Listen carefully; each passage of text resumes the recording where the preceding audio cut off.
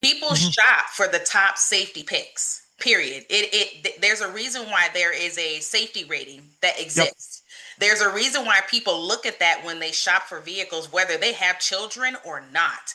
People want to be in safe vehicles. And so safety is important. And so remember, in that post sale experience, after you said yes to the car, bring in the questions about the safety features and challenge that product specialist or that salesperson to spend some time with you going over those features. Get ready for a dynamic episode of Features Talk. Hello, and welcome to another episode of the Features Talk Podcast, where we decode the technology in your car that improves your safety. I am your host, Lisa Bailey, and joining me is our resident automotive product specialist, Luke Versput. Woo! Hello. Welcome back, Luke. Oh I, man, I am, more features talk. So yes. yeah, man, it's been a roll of some really great topics we've had. Great topics and great people to talk to about them. So true. It is so true. We have been so blessed to have some really amazing experts come onto the Hmm. podcast.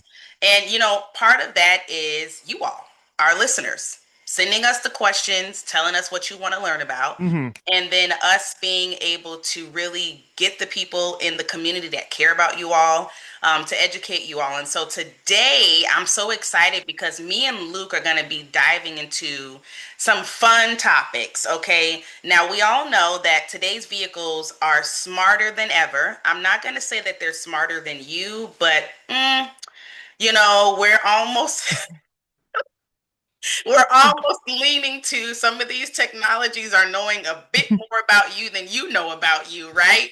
It's like not naming any names. Exactly. But what we're going to talk about today is super important because it's one of the pain points that I hear from a lot of people, a lot of drivers, especially ones that are purchasing, going from an older vehicle to a newer vehicle, right? And Hmm. so they're at the lot and they've got this newer vehicle. It has these amazing technologies in it. Some of them are for safety, some of them are for convenience and luxury. Yep. But the question is, what happens after you drive off that lot? What happens when you make it home and you realize, "Oop, I should have asked a few more questions?" And so today's episode is for everyone who ever thought, I probably should have asked more questions before leaving that dealership. Yep. So when you think about post sale reviews to really navigating ADAS features on your own, today we are here to make that learning curve a little less intimidating and more Yeah. empowering. And so that's what we're going to be diving into today. Today is really that post sale user experience with your vehicle. And so Hmm. I would love to start with asking you a question, Luke, because I Hmm. want to start out with, what happens right after a customer buys a vehicle? What does that, post sale experience ideally look like from a product specialist point of view? Right. Yeah. So this is this is welcome to my day to day Right. for the last several years. Um, the ideal post sale experience is, right when you buy that car, right when you're ready to right when you're ready to, to drive it and experience it for yourself, go and get something good for lunch or dinner. You'll probably be hungry. But after that, then comes the realization of just how new it is Yeah.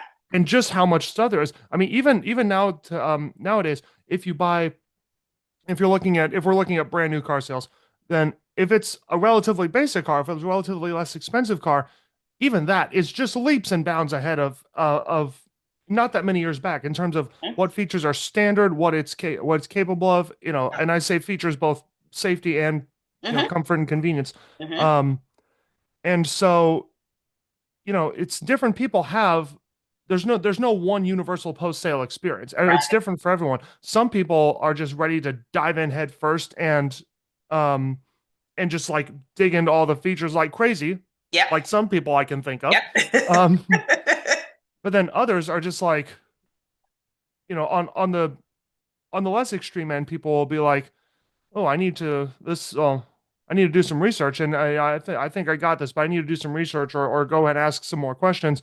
Yeah. On the more extreme end, some people I've even talked to some people who have second doubt have are now then doubting their purchase. Like, Yep. should I have even gotten this in the first place? And that's not something you want to be thinking about when you just, either dropped a bunch of cash on it Right. or committed to a loan for however long. Right.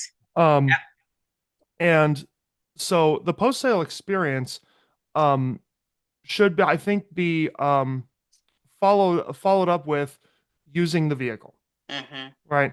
And I would say that would be step one Yeah. before trying to get lost in the jungle of YouTube videos or just immediately trying to, okay, how can I work out my schedule to go back in and ask more questions? I would say I usually recommend to people give yourself a week. Yeah. Give yourself a week with the car. Just a week from when you bought it. Give it a week of like your normal your normal week of integrating the car in your process of going to and from work, Yeah. picking up kids from to and from their school or their whatever their activities are.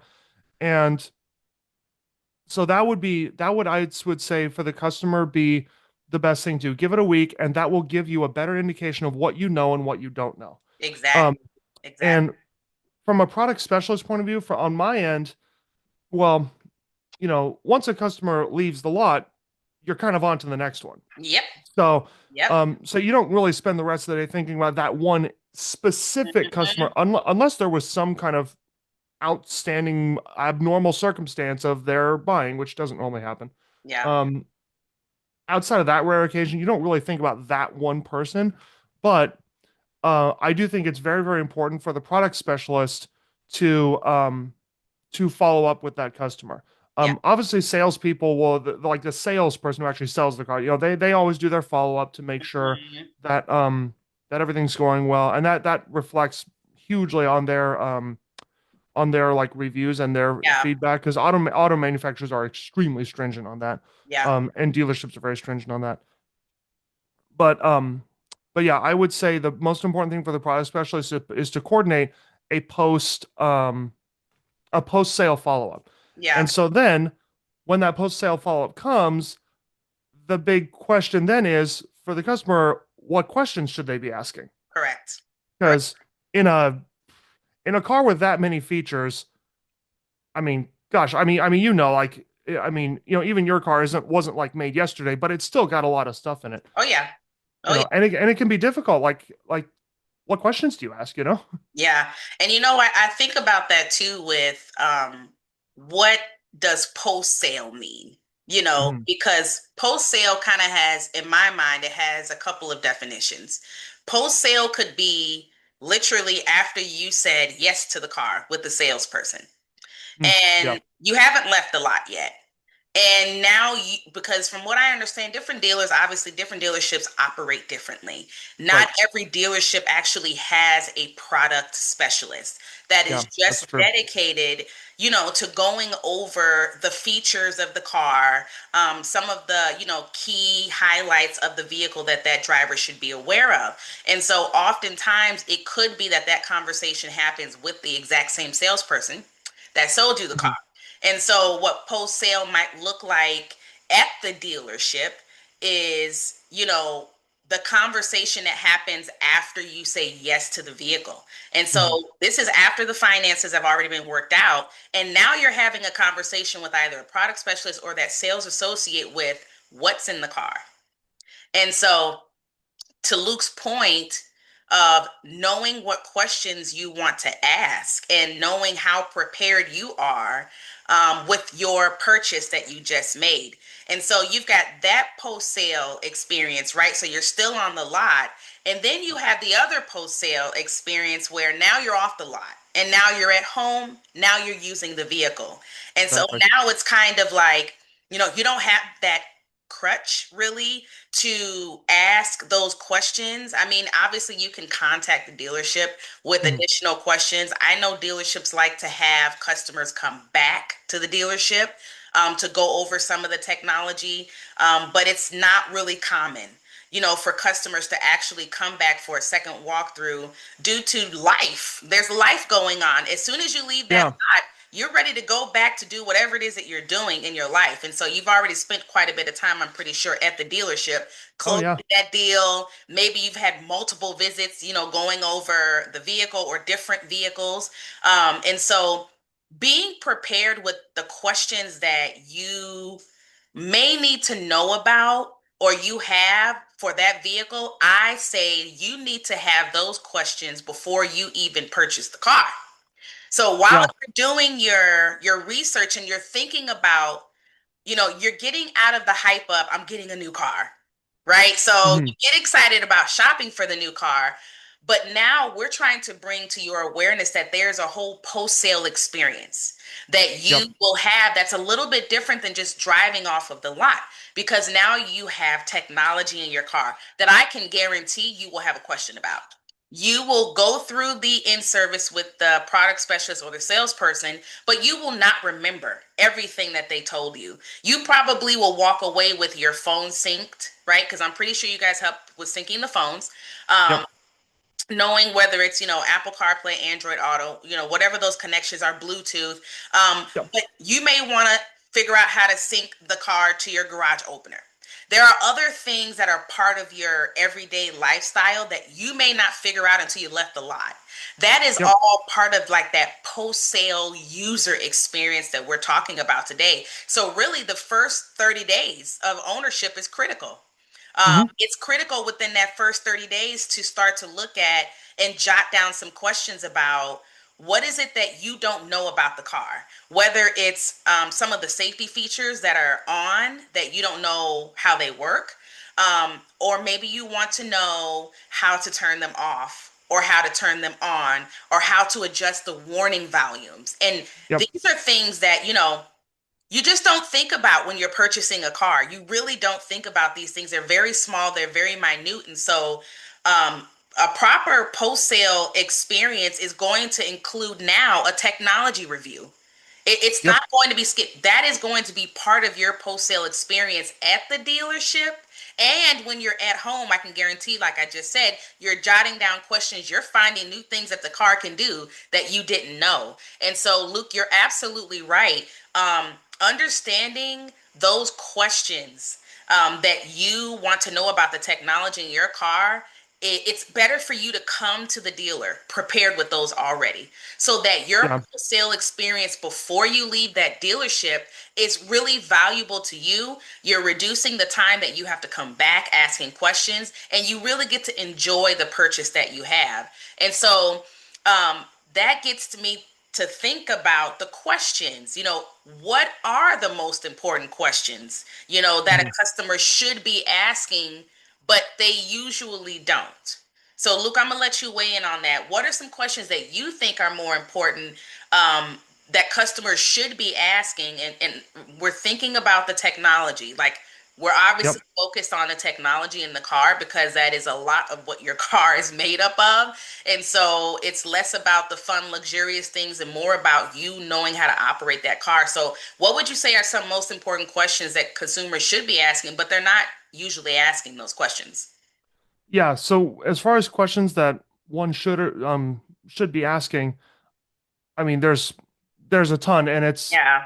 I mean, that you can make the case that that would be different for each individual person. Mhm. Different questions will carry different priorities for different people, and their use case of the car. Right. But in general, I would say one of the biggest, or a few of the biggest ones, that come to my mind are, um, how do I access the um, the safety settings? Mm-hmm. You know, Hmm. um, and even that one, actually, I wouldn't call that uncommon, but I also would not call that one ubiquitous quite yet. Right.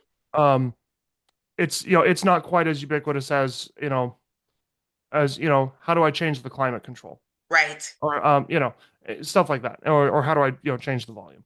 um it's not quite as ubiquitous as that, but I would say safety systems in general Mm-hmm. is, asking how to do that. And then more specifically within that, um I think a very important one to get details on, ideally while you're there, like before you leave the lot with the car, Yeah. is, what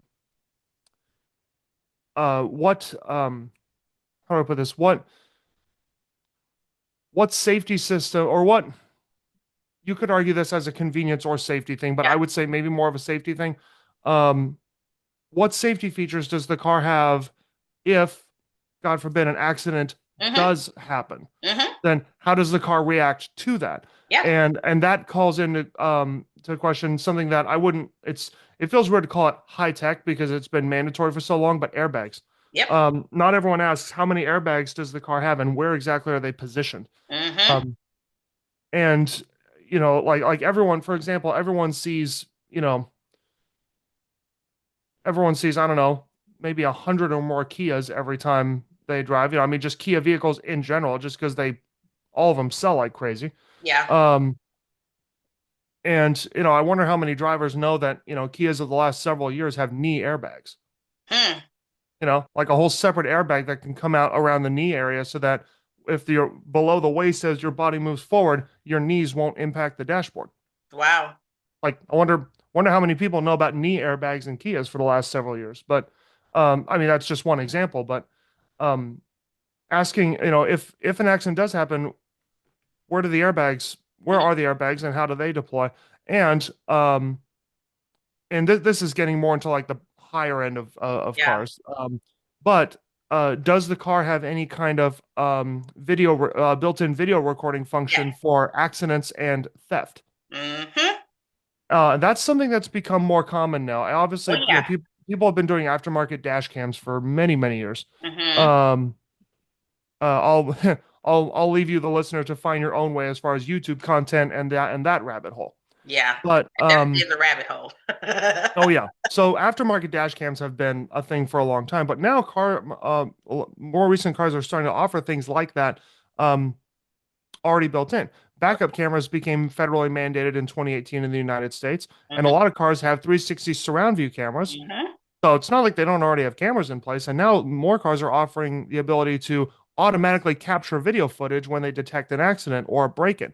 Yeah.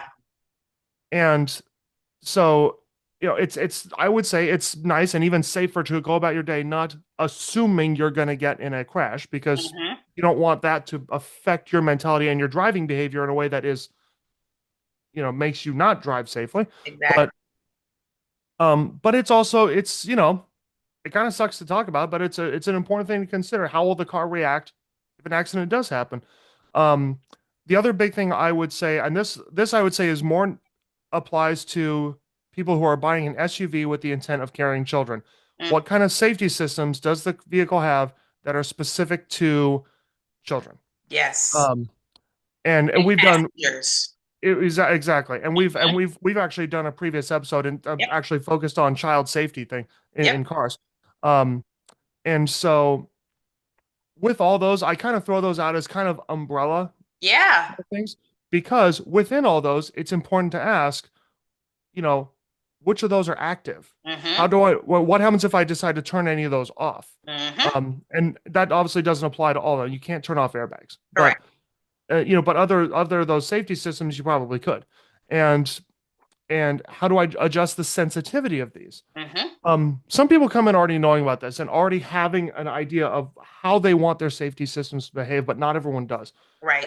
And so I would say to anyone who's going to be looking at a new vehicle, have those questions in mind. Some Yep. of those, especially to do with the safety features, and also kind of a little kind of a pro tip from like pro product specialist tip that I normally like to kind of throw these in there is never be afraid to ask questions. Mm-hmm. This is something that is nothing to do with cars or anything. I just in general have always tried to live by this idea of there's no such thing as a stupid question as long as you're asking with the intent to learn. Exactly. People who say there's universally no such thing as a stupid question, well, that's not really true. If Right. you're asking a question just to be redundant and be silly, then okay, it's a stupid question. But if you're asking a question, no matter how much you think I should know this. Why do I not know this? I feel like I'm the only one who doesn't know this, but I need to know this, and I feel bad for not knowing this. Whatever your thoughts are, if you ask a question with the intent to learn, Mm-hmm. it's not a dumb question, Mm-hmm. right? I And so and so the tip would be, while you're there looking at the car, and especially that after sale, after you've purchased the car, no matter how minute a little thing seems to be, oh, this wouldn't make that much of a difference, and I can figure it out later. Mm-mm.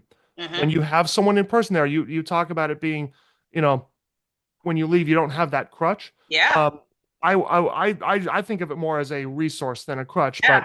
But while you have that person there, ask for it to be shown. Yeah. Ask for it to be shown, and to do so with you, the customer, the customer in the driver's seat. Mm-hmm. Mm-hmm. Have the product specialist, the whoever's at the dealership, sit in the passenger seat. Mm-hmm. They're not the ones driving your car off the lot. You are. That's right. So you sit in the driver's seat and have them show it to you. Yeah. Right. Even if it's something that you've heard everyone talk about, again, it's like you feel like I should know this, or like they might not know. No, try them. Yeah. Try them. See if they know. And just yesterday, actually, I actually got a question about a vehicle specifically with a suspension feature that I didn't know. Mm-hmm. And at where I currently am, there are others that are have been there longer than me Yeah. that know some of the little tiniest minute ins and outs of the cars more than I do. Yeah. I'm still running across some first time questions every now and then at work. Mm-hmm. And for anyone out there aspiring to be a product specialist, don't ever go to work assuming that you've heard every question. It will never happen. So I'm still running into first time questions at work from customers, and you Yeah. say, you know what, I apologize. I haven't actually been asked this before. I'm still running into some first time questions. And so, Yeah. be humble about it. No one will ever fault you for being honest. That's right. And so what I did was I called one of my coworkers and he came over and he was able to help answer the question. Then I learned something too. Mm-hmm. But I didn't pretend to know because I'm the product specialist and I should know. Mm-hmm. And yes, I should know, but if I'm on the newer side, then I'm still learning. Right. We're all always learning. And Yeah. so I didn't assume, well, I'm the product specialist, I should know. So I didn't make up an answer. Yeah. And I also didn't say, you know what, I don't really know. And then kind of try to brush it aside, like, no, they're asking me for help. If I need help, I'll ask for help. Yeah. And so that's why it all comes back to you as the customer. Don't ever assume that you can't get an answer. Yeah. So never be afraid to ask. That, and I will not go down that road. But there have been many studies done where they have had, customers go to the dealerships and test out product specialists or the salespeople about really what they know about technology in cars. And sometimes for a lot of those studies, it wasn't positive when Right. it came to, what the staff really knew about the technology and how helpful they were able to be to the customer. So I want to flip that and say that it is important that you know the question. It is important that you feel comfortable asking the question. And like Luke said, you are not afraid or feel like the question is stupid, because you could be helping the product specialist out, because there's so many things to know about the car. There's so many things to know. But I love what you said, Luke, is it's safety features, period. Okay. It's safety features is the umbrella. You should not be purchasing a newer vehicle today and you're not asking questions about the safety features. Right. You need to know about the safety features because every safety feature is different, just like Luke just said. And your experience with the safety feature is going to be different. And you will have to know how to override the safety feature, because there are times where if we're talking about steering assist or lane keep assist, it is going that those sensors and the cameras are picking up the marking lanes on the road, right? If there is construction happening and now they want you to go a different route. Yeah. The car does not know that. The sensors and the cameras do not have that knowledge that the driver has. This is why you have to be attentive when you're using these safety features, especially the ones that are active. Active means that they are going to respond to you somehow with a warning, or there might be an intervention. It means it's actively engaging with you. And then there are passive systems that are operating in the background. So automatic emergency braking, you will not feel that every day because you're not getting into a collision every single day. I hope you're not. We certainly hope. We certainly hope you're not. We end all of our podcasts with drive safely for a reason. That's right. But in the event of a possible collision, automatic emergency braking is going to show up and show out for you. Okay, it is going to possibly save your life. Mhm. because it is responding quicker than you can, because you have emotions going on that are at a high level in the event Yep. of a collision. You are thinking I what is the word? Irrationally. Irrationally. There you go. You're thinking irrationally, and so the technology is not. It's going to do what it was programmed to do. And Yep. so it is very important that you understand how the features work. If you can turn them off, but not only if you can turn them off, what happens if I do turn them off? That is a Mhm. conversation that does not happen a lot at the dealership, that I foresee this happening in the near future. The more that safety becomes tied to the conversation Mhm. is, now it's just not, oh, well, you can turn it off if you want to. If you turn it off, you are increasing your risk of a collision. And Yeah, that and that's why I mentioned that being one of the important things that should be asked about is what happens if I do turn this off, Correct, correct. And that conversation, and having that in your mind, or when what you're ready, could happen, I what guess. could happen, absolutely, when you're turning it off. And so these are all important questions. And I think, Luke, that you gave um, the top questions that people need to be thinking about. Yes, everybody's case is different, and yes, everybody's priorities are different, but safety features are safety features. People Mhm. shop for the top safety picks. Period. There's a reason why there is a safety rating that Yep. exists. There's a reason why people look at that when they shop for vehicles, whether they have children or not. People want to be in safe vehicles. And so safety is important. And so remember, in that post sale experience, after you've said yes to the car, bring in the questions about the safety features and challenge that product specialist or that salesperson to spend some time with you going over those features. And so when you think about features, because we've talked about safety first and prioritizing, um, knowing what matters to you most when prioritizing features is really Right. honestly going to determine your questions. You're going to ask about the top ones that you care about. For example, me as a mom, if I'm driving in the city, I would say the city area. We're not like super out in the rural, but Right. my needs and my priorities might be different than a mom who is in a rural area. And so she might be Yeah. looking at different safety features, but it's still under the heading of safety features. So remember, the question should be about safety features. So look, how do you, as a product specialist, how do you help customers understand the difference between essential safety features and luxury add-ons? Because I know, like, when you gave me my in-service with my car, you went over the safety features, but then we also go over connecting our phones. And Mhm. that is actually, if you think about it, it is supposed to be it's not really categorized as a safety feature, but it is a way for you to drive less distracted, which means you are driving safer. But that would be Yep. seen as, like, a comfort, type of thing versus, a safety feature. But is there any differences in that conversation when you're having with the customer of what's essential and what's like a luxury add-on? Because some Uh, of them come bundled together. yeah, there can be. And so the in the Venn diagram, if in this imaginary Venn diagram of um of safety systems that could save your life Hmm. and luxury features that just, pamper you Right. for the sake of pampering you. Hmm. Um, I would say on one drastic end you have, like, airbags and anti-lock brakes that have been, mandatory for decades now. Right. And on the other end, there's like, getting into the real luxury space, like there's massaging seats, Right. and some ultra luxury cars have in the middle of their back seat a refrigerator that Mm, holds champagne and mm, champagne flutes. mm.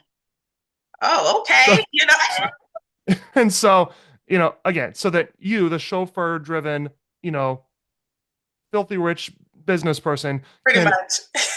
can toast to your wealth of the business deal you just made Yes. using your built-in champagne refrigerator in your car. Yes. Which means you're So the backseat passenger, because you are clearly not driving doing that. exactly. And so in this Venn diagram where there's extremes on one side and the other, there are going to be some features that overlap there. I would say some examples of that are Bluetooth phone connectivity, Right. Hmm. which is just convenient because I don't have to pick up my phone and do this when I drive. Right.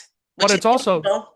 right, it's convenient, but it's also a safety feature because you're not picking up your phone and doing this while you drive. That's It's the same thing. It works for both. yeah. Um, my favorite overlooked one is touchscreen responsiveness. Mm, No one talks about how responsive is my touchscreen as a safety feature yeah. in the same breath as an airbag, That's good, Luke. but it kind of is. That's good. If everything else is equal, if one car's touchscreen responds a little bit faster than another's, I'm picking the faster response one because it's safer. So Agree. there's some overlap here, but at the point of when the vehicle's being delivered, which if we're talking about the category of after Right. sale of you're Mm-hmm. still at the dealership, like where we met, Mm-hmm. then um what I always like to do is prioritize um it's generally policy that the first thing you want to do is connect their phone. Mm-hmm. Mm-hmm. Right, because again, it is such an overlap of convenience and safety that you just, it can, and some cars have a lot of newer cars have some kind of automatic emergency contact. Remember how I said it's important to know how the car will behave if an accident does happen? Yeah.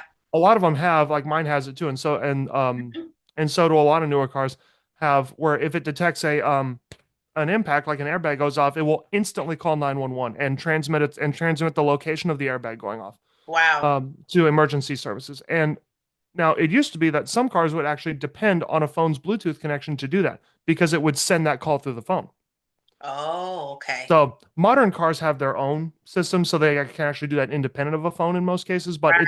it's still good to do that first, um, and also just because for the sake of the customer feeling comfortable with the car, Right. the use of a cell phone is just so common that this being integrated kind of right off the bat already It's number one. adds a degree of familiarity. Especially when they see Apple CarPlay show up and it's this now they have like their iPhone right in front of them or something like that. Yep. That helps a lot. Yep. And I would say this is getting more into like the psychological level of it all, which I could go on about, but not in this episode, is that if you start with that familiarity, psychologically, someone is going to be more open to your explanation of the safety features and stuff like that. Mm-hmm. If they Mm-hmm. just know it's going to be convenient. So Mm-hmm. um I like to start with that, but then I always like to point out to people I kind of separate into things that they will actively be using Mm-hmm. when they are driving the car and things that they won't actively be using but will be present. Yeah. Right. And so I don't typically explain to customers in terms of like, this is a safety feature, this is not a safety Right. feature, because you don't want to frame something as like so unsafe you shouldn't use it. Mm-hmm. Because I mean, that should just kind of go common sense without saying, don't pick up your phone when you're driving or something Right. like that. Um, but I always like to explain to people that, there's going to be a set of features here that that um that are that you're not going to be seeing show up every time you drive. You're not going to have to go in and configure their settings every time you drive, but this is how they're going to be set up, and here's what they do. That obviously is the explanation of, blind spot monitoring, lane keep assist, automatic emergency braking, um, all these kinds of things that we've talked about really each of those in depth in previous episodes, and we have even have certain like training materials on those. Mm-hmm. And so in terms of luxury and safety, that's obviously much more on the safety side. It's important to explain to people that even though you're not going to have to go in and do that, interact with that every day, they're going to be there, and here's how they're going to behave. Mm-hmm. And again, that ties right in with it's you as the customer. It's good to make sure to ask about how are these going to be configured? How will they behave? Mm-hmm. So there's that. And then on the more luxury convenience side, then there's more things like how to have the climate control be in automatic mode or how to adjust the sound settings for the music, which for me is a big thing because I've been a musician since I was 9. And so I'm the person who will spend hours Yep. equalizing to get it perfect Yes. while parked, not while I'm driving. um, and so that I think is important to I think is important to kind of that's what I think is important to understand is that Yeah. um, it's important to know that some of the features that are explained are not going to be things that you interact with every day, Mm-hmm. which could make them easy to forget about. Mm-hmm. Mm-hmm. And so that's kind of how I like to split that up when I'm explaining a vehicle. Things you'll be using constantly, things you won't be using constantly, but are going to be there. That's good. I mean, that's good because, like you said, things that we don't use is what is it? Out of sight, out of mind, right? Yeah, So yeah, exact. if we're That's what it is. yeah, out of sight, out of mind. So bringing that those safety features or those features of the vehicle to the awareness of the driver is super important. And I love how you break it up because it really is a story that you're telling about the car that they brought. Mhm. And so it makes them feel comfortable once they leave that lot. And yeah, sure, there will be more questions, but you know, knowing those difference between some of those essential safety features and then some of those things that are luxury add-ons, um, you can compartmentalize what should be prioritized, you know, in your brain and then your list of questions, right? So you've got your essential safety feature questions. We're telling you what the topics are that you need to have your questions under. You've got essential safety features questions, and then you got the luxury things, the things that you need personally to know how they work and where they are. And I think also understanding because, well, I guess it depends on the customer, but this customer could be going from one brand to a new brand. And Mhm. they might have experience with driver assistance systems and with one brand and assume that those systems will operate the same way with this new brand. That is an excellent point to bring up, and that's a big component of it. My car, your car, cars that, without naming any names, you know, our cars brands and a lot of other cars brands. If you go to make a lane change and there's a car there in your blind spot and that blind spot monitor goes off, it makes a sound. Mm-hmm, mm-hmm, Some other brands, like the one I just received help with yesterday, they don't make a sound at all. There's mm-hmm, no sound. mm-hmm. Is it a light? You won't hear a thing. There's a little light in the mirror and the steering wheel vibrates. See, exactly. It's tactile feedback, not auditory feedback. Uh, Our steering wheels don't vibrate for anything. nope. And Um, that is so important. and so I mean that is but one example. Um, so a lot of some car brands they make a sound for something like that. Others they don't make a sound. They vibrate the steering wheel. Yep. Um, to actually name a name this time because it feels wild. And I don't know if I would get used to it.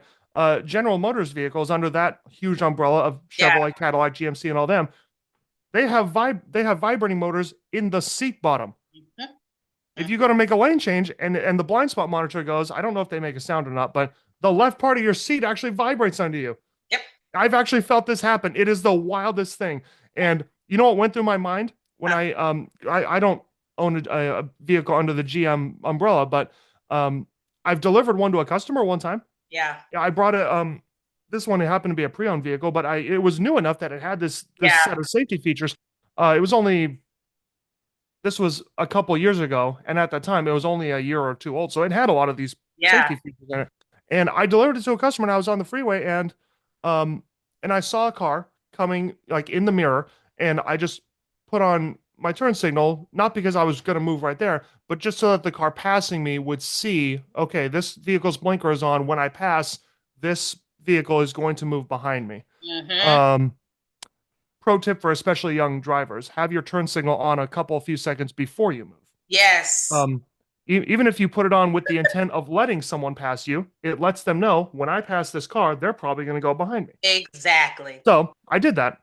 And of course, I put on this turn signal right when this car is in my blind spot and the safety system went off. I knew it would go off, but what I forgot was that it had the seat vibrator. And I've known for a long time that General Motors vehicles had this, but I don't know, somehow in the moment I Yeah. didn't think, "Oh, my seat's about to vibrate." Yeah. Um and so this happened. I was like, it didn't make me, lose control or anything, but it was like it was the weirdest thing and I knew immediately what it was because I was like, Yeah. "Oh, that's right. It's a Of GM vehicle." course. Mm-hmm. You know Mm-hmm. what went through my mind? I thought I would never own this vehicle. If I did, I would turn this off and I would never let my seat do this. That was the most uncomfortable thing I've ever felt. You know what went through my mind the second later? Mhm. I would never get in an accident if I had this feature because I would be so discomforted by that. I would never let this thing move out of its lane. if there was a car there. And And you know so, what? That is what you said is so important. I don't want to go off on a tangent about it, but these driver assistance systems in each brand, each brand, they have a safety focus. So they're focused on mhm, a certain safety message and they build their systems that way, right? But it mhm, really is because I've had this conversation with drivers in the corporate space when we're training employees that are using new or vehicles that their company has purchased, and they have these safety features in them, and they're saying, let's turn it down or let's turn it off, and because it's distracting, and you have right. to realize the purpose of the technology is to get your attention. So it Yeah. needs to be loud. It needs to, vibrate, under you, because Please consider my attention got after that. it got your attention. But to what we're talking about, every brand, their safety features operates differently. Even Mhm. though they're all doing the same thing, they are all alarming you of something that is happening around you that you need to be aware of. But the way that they choose, whether it's tactile, whether it's auditory or audio, you will need to know the differences between that and be able to Mhm. ask the questions. And Yeah. so I know for a fact that I have experienced just in renting vehicles the differences between the blind spot monitoring in one brand versus the other. And because my vehicle makes a sound and I have a light, I am used to that. Same. Yeah. So when I don't have the sound, it is a little disruptive to me because I'm looking for it, but I also have to remember, oh, this is a different brand. And so you can't just think, one size fits all when we're talking about these safety features and which ones you should prioritize. You may think you know how one operates. If you go to a whole nother brand, it may not be the same blind spot monitoring that you had with the other brand. So That's right. you need to ask those questions. Yeah, that's right. And that's yeah, and it's I mean, I wouldn't call that a tangent. That's right. I mean, I was getting even more tangential with my GM story, but I can't understate how discomforting that feeling was in the seat. Because I had never actually felt that before. Yeah. Um, but the reason I bring that up is another big tip I would give people. And I would say this is equally applicable um, pre-sale when you're looking at the car and haven't decided yet, and post-sale when you have decided on the car and need to know more about it. This could go either one of those, and I think it's equally important in both. So I'm bringing it up here. Um, when you're there and you have the ideally, hopefully, product specialist or maybe Right. sales associate there, whoever's going to be there to show you the car. Um, big product specialist tip for me for the consumer, for the customer, is make it clear to them what vehicle you come from. Mm-hmm. Tell them, um, tell them, oh, I came from this brand and I'm used to it being this way.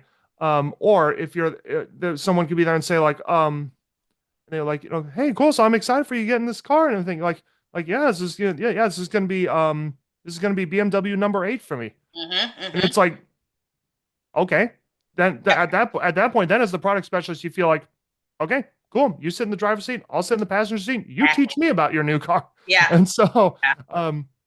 I wouldn't say that, but some people are buying the eighth, like Yeah. the Of course. eighth or tenth or more car from the same brand. Other Yeah. people are coming from something very different. Mm-hmm. Um, and so do make sure, I would implore anyone looking at a car, explain where you're coming from and ask the product specialist. Ask them, here's this. This actually would, I hadn't thought about this, or at least I hadn't made it in my notes earlier about like the important questions to ask. Mm-hmm. Um, but I'm thinking of it now. So I'm to kind of retroactively add it to our Yeah. list of important questions.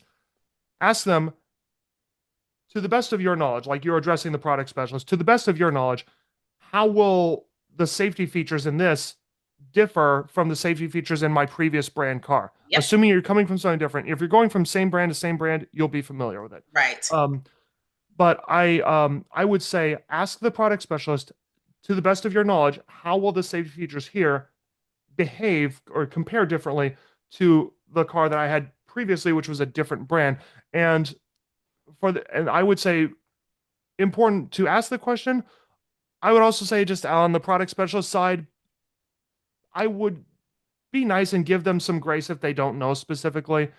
I haven't driven every car in existence. I couldn't necessarily tell you Yeah. exactly the tone that every car makes or something like that. But, that's again, it doesn't hurt to ask. It doesn't hurt to ask Right. because it Right. might be someone like if someone's saying like I've talked about on the podcast before, I have a Kia Soul. We both have Kias. Mm-hmm.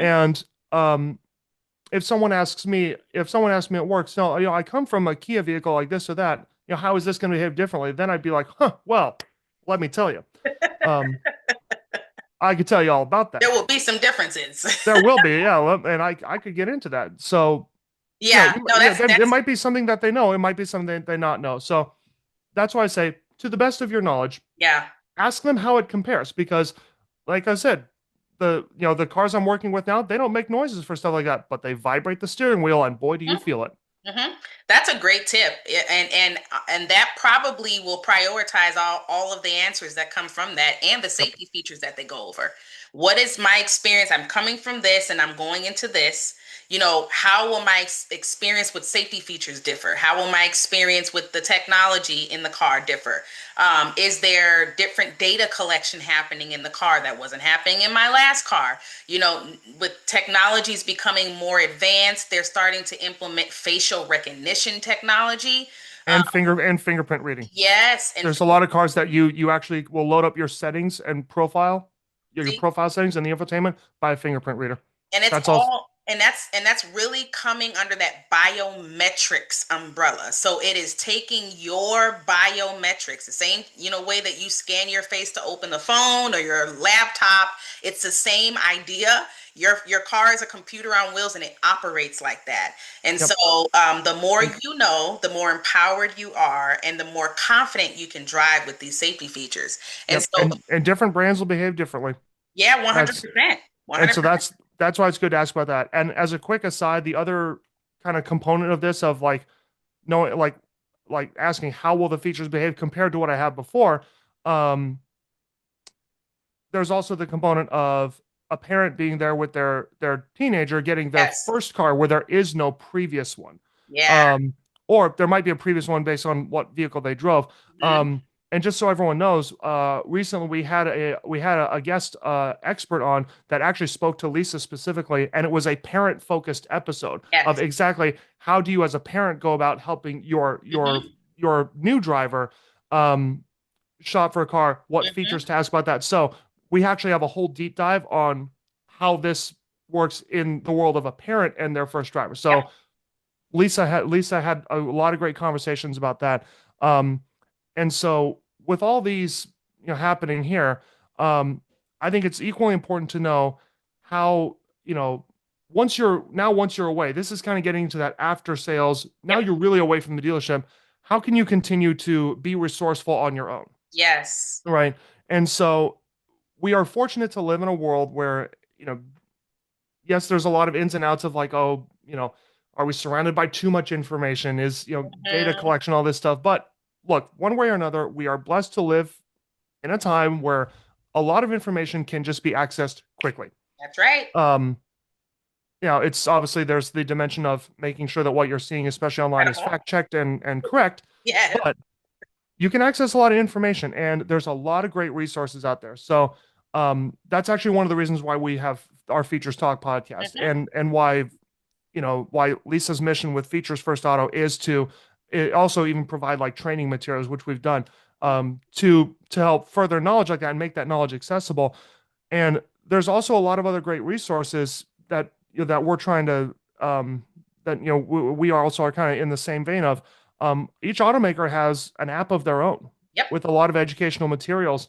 And another important one that you mentioned earlier is that very coveted top safety pick. The Yep. top safety pick comes from the IIHS. We've talked about IIHS and NHTSA, NHTSA. We've talked about their role in the auto industry a bunch in past episodes. And that highly coveted IIHS top safety pick. There's a reason you see that in commercials and why automakers, the brands, don't stop talking about it because it matters. Mhm. They have IIHS and NHTSA have databases with a lot of information. None of that is going to be infotainment. Right. You're not going to find help on how to pair your phone through them. Nope. But what you will find through them are those important safety features. Mm-hmm. How they rate vehicles safety ratings based on which safety features they have, and how they can behave and how they can help. Um, and 100%. that's an excellent one. One I think you could speak even more on, Lisa, is PAVE, or Partners for Autonomous Vehicle Education, I believe is what it stands for. Our most recent episode, we had a wonderful guest. Um, We had Caitlin on, the director Right. of It was community Caitlin. engagement. I was trying to remember her last name. I couldn't remember her last name, Yeah. but we had a wonderful guest named Caitlin on, and she was actually one of the leaders of PAVE, Yeah. PAVE, Yeah. and we had a lot of great conversations about especially autonomous vehicles coming into their own. But they have a lot of videos on vehicles that are not necessarily fully autonomous, but all are incorporating the same safety features that new ones will have. And like I said, you can probably speak more on Oh, what yeah. some of those are like. Yeah, no, you're absolutely right. They have a website, and it's Partners for Automated Vehicle Education. So Partners for Automated Vehicle yes, Education. and Got I it. say that because they focus on ADAS and autonomous vehicles, and so Right.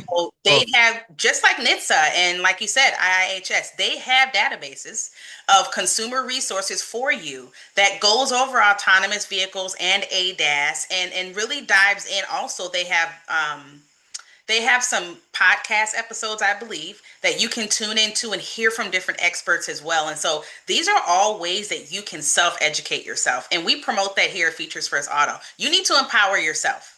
The Mhm. information is here. It is your responsibility to kind of dig through that information, making sure you're getting credible resources, but that it is important to you. Just like we talked about, is safety a priority to you? Because if it is, then you will, find those extra ways to keep learning even after the sale, because the dealership is only going to go so far into that safety conversation with you, because really their purpose is to get you the vehicle. I mean, we have to be real about it. They are there to sell you the vehicle. They're there to inform you about your purchase, but they're not going to Yep. spend 3 to 4 days with you. I'm pretty sure if they had to, they would, but that's not necessarily part of their business model. Yeah. And so, that's why these resources exist. And so they are available to you. And then I've announced a couple of times over the last few episodes that we've had with the experts that we are even working on a special project, because we typically work with business customers. So these are customers that have fleet, and we develop training for them or their customers. But we Mhm. want to reach the public as well. We want to help you, our listeners, be able to take the training, or just be educated and aware about some of these top safety features that are consistent across brands. And so I love this, talking about this project, because there is a lot of confusion, and we talked about this with Paid, the confusion around the different names that different brands use to describe their blind spot monitoring or rear cross traffic alert. And there's Mhm. so many names that you can go through, and you're trying to, honestly, you get lost in what exactly is going on. And so Yeah. here we're trying to clear that confusion. So we have taken these top safety features that are acknowledged by NHTSA, they're acknowledged by IIHS, which means insurance industries and companies are looking at them. You could possibly get a reduction in your premium because you have these safety features. We Yep. have taken those list of features, and we have broken them down into like terms a fifth grader can understand. And we're not giving you all these different brand names. We're telling you this is what it does. This is how it's going to respond to you. And these are the ones that you should be thinking about when you're looking at purchasing a new vehicle, whether it is used pre-owned, because we talked about pre-owned and certified pre-owned, and making sure you're getting a really quality vehicle, or you're looking at newer vehicles. And so once though that trainings are live, we're going to have a big campaign. We're going to have all of our experts sharing it with their community. So I'm excited to be able to do that, because it's Yeah. almost like a give back for us to the community, to the public, of this is where you should be focusing. Don't get lost in the hype. Don't get lost in all these different side conversations. Focus on these main features, and then go from there with your self-learning. After you've learned like the core basics of what you would see across all brands, like backup cameras that are mandated, but not all backup cameras are equal. Not all of them Yep. are equal. Some of them have red, green, and yellow lines. Some of them don't. Some of them have transition lines, and some of them don't. So Yeah, kind of that's such a good saying that could be applied to so many safety yeah, features. Like that's even ones that aren't mandated, like backup cameras. All are mandated. Not they're all created mandated. They're not all yep, created equal, right? exactly. And we can get I lost. like that a lot. Yeah, we can get lost in the weeds of the differentiators between one backup camera to the next. What you need to be focused on is what is the backup camera doing for you and what is your Mhm. responsibility. And so we take that perspective with this special project that we're working on. And so excited about that because I do want to reach the public. This company wants to reach as many drivers as possible. And so Mhm. I also think that in that vein of self-educating, thinking about the things you need to be knowledgeable about. And one of those things when you have a connected vehicle, especially one that has driver assistance systems that's collecting data, is understanding how the over-the-air updates work.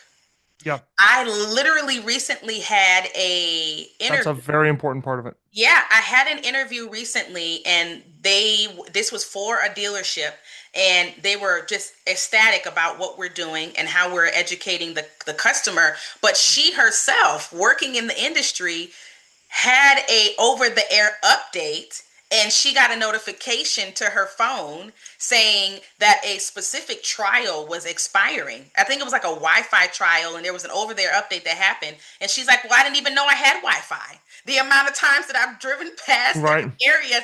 And so even understanding the kind of car you have, if it is a connected car, there's possible over the air updates that are happening and the actual vehicle will communicate with you. I'm pretty sure that they communicate those in the companion app. So there's an app that comes with most of these vehicles that you can have. Whether Mhm. it's easy to use or not, that might be a conversation you want to have before you leave the dealer. Mhm. Let's Yeah. open the app. Let me see if I can work this app. And if there are questions that you have, hopefully that team will be able to help you with that. But they also communicate through the infotainment screen because I've gotten notifications on that screen as well about things that are happening in the car. And so the manufacturer also may have release notes on their website. Um, Yeah, a change log. that's right. And so you want to be aware of that and you also want to make sure that maybe you're opting in to these notifications. And I know one more notification is like God, the camel that what is it, the pin that broke the camel's back, like I don't need That's one more notification. it would be the straw that breaks the The camel's straw, there back. you go. The straw that breaks the camel's back because I know I have enough notifications coming to me. But Gosh, all the time. Yeah. but you being notified of your vehicle and if there's an update happening, which means you might experience something different, you may want to have that notification. And so I think the easiest way to know about some of these updates is when you're going into your routine service. Yep. They know about it. The That service. is that is always a great. I 100% agree. That is always a good. I so many times, so much of my day to day is actually helping customers that didn't necessarily just buy the vehicle. They're just in for service. And hey, while I'm here, I have some questions about the vehicle. That happens all the time. Um, that happens all. Yeah, the service thing is a great way to do it as well. Yeah, it's top of mind at that point. You're already in the right environment to ask those questions, and so definitely make sure that you're maximizing on that time at the service with some of these questions that might come up Yep. post sale. And so that feeds. Yeah. Go ahead, Luke. I was just gonna say it's also perfect because as we talked about how it's advantageous um to learn about the car in person, Mm-hmm. right? Hmm. Um, and one more important thing I would say about over-the-air updates is that when the update happens, ideally it should just add improvements or features Right. or mainly just stability and bug fixes is pretty common. And it should keep everything the same. Mm-hmm. But it's important to, if there is an over-the-air update, kind of another little product specialist tip I would give is do a quick little return to your safety features Mm-hmm. and make sure they're all still on because So true. if you had maybe adjusted, let's say, the volume of one, if you didn't want the beeping quite so loud, or if it didn't default to all the way up, you might want to, it might, what sometimes an over the update will do is it will just, since it reloads the software, it might reload it to factory settings. Yep. And so then just look at the safety features and make sure, okay, the volumes are where you want them, that they're, the ones you want on are on. We recommend them all be on. And make sure all that is done. And the reason I bring that up is two reasons. One, just because I've seen that happen. I've actually had to help some customers do that. Like, oh, this was on, this was, that. And then I look in the software, see, oh, there was an update recently. It may have just reset some settings. And what that the reason I want to bring that up is we actually had a wonderful question from one of our listeners about something very similar to that.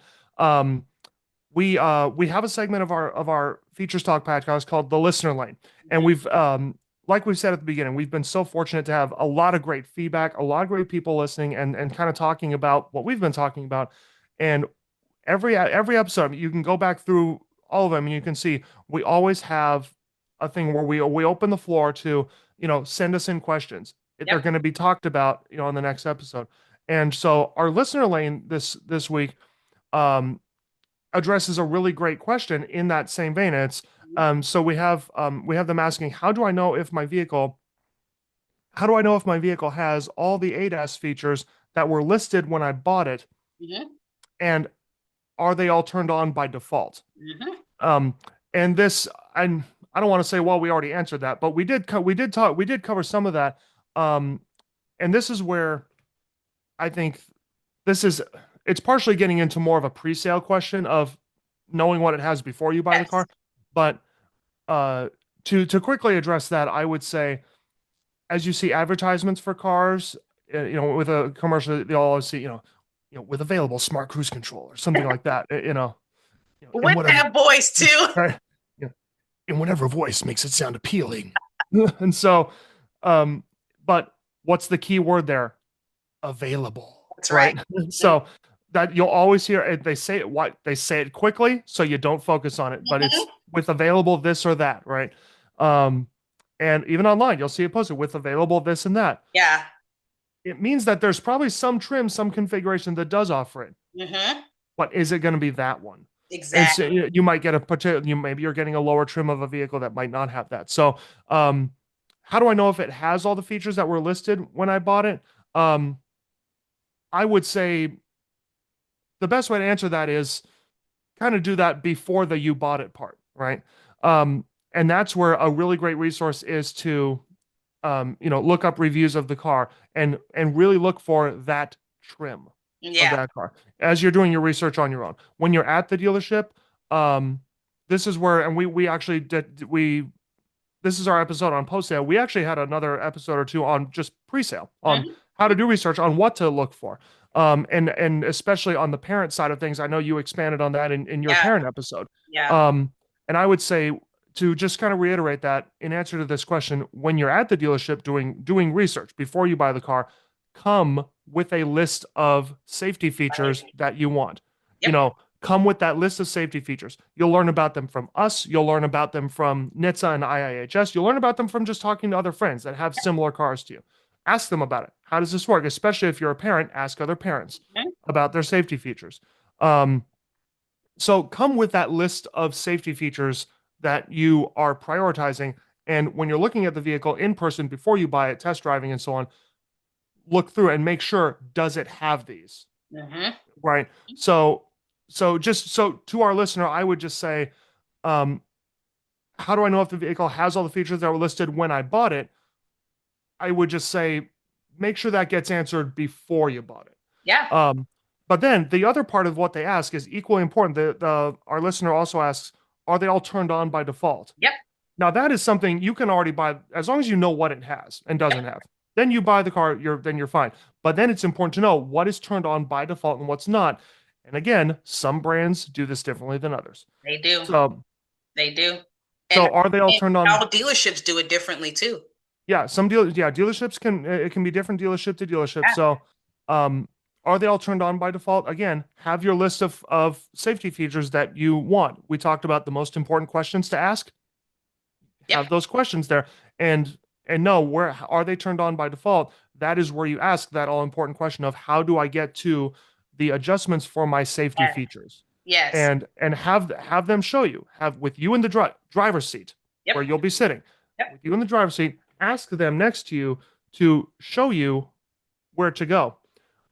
An even further nuance I would add to this is when I say have them show you, this might seem small, but I guarantee you from so many years and thousands now of customers I've seen this work on, this might seem small. I promise you it is not. When you ask the product specialist to show you something, let them have you be the one to touch the screen and press the buttons. Yep. It might seem like such a small thing instead of them going to the setting or you going to the setting. Whatever, the screen got touched either way. No. It will build your muscle memory sitting in the driver's seat and feeling it there. Yes. As a quick aside, very important, have them let you do the navigation of the screen. But that's where you ask them where to find the safety features. So that's how I would say that. Does it have the ones that it said were listed? Know about that. Have the list of what you saw listed and what you want when you go into research the car. When you know that, do know that before you buy it. After you buy it, in answer to that question is how do I know that they're turned on by default? Make sure you know where to find the safety feed. Make sure you know where to find those settings in your car. Yeah. And when you're away from the dealership, those can also be found in the owner's manual. And a lot of vehicles come with the owner's manual in a digital version in the infotainment system. Yeah, that's what I was going to say. If all else fails, you can pull out that technical 1,400-page book. But it's there. Okay, so it's there. And if you need to answer that question and you don't have any additional resources, the owner's manual is always okay. If it's new, it's there. Okay, Right. I cannot vouch for used vehicles, Mhm. especially depending on where you're getting it from. Sometimes the owner's manual is not even present in the car. But we are talking about right now newer cars at the dealership, Exactly. and so the owner's manual will be there. And Luke, you're absolutely right. Knowing, and I think this is such a great question: are they turned on or off by default? That is so important because I'm really glad this listener sent in this question. It yes. was a really good one. That is so important. And you said something so key. I didn't get to comment on it, but the over there updates, checking the settings that you had previously before the update. I can't tell you the amount of times on my phone that I had an update and had to go back and re-download apps that were already on my phone. And so anytime there is an update, definitely check your settings. And if the setting was on after an update, make sure it's still on. Okay, so this is not just a one-time thing that you're doing. Don't look at it as like a one-off event. This is going to be a continual process for you. Knowing your vehicle, updates don't happen often. They're not like every other week. They are more consistent on the phone, the mobile phone. But as technology becomes more advanced, the updates might increase, right? The amount of them in a set period of time might increase. And so then you will get that muscle memory to know what to do and what not to do. And so I think that was a great listener question. And I am so happy that they asked that question because that is something that's typically not asked or thought about. And so I've said this multiple times. Technology is only as helpful as our understanding of it. So don't be afraid to ask the follow-up questions, okay?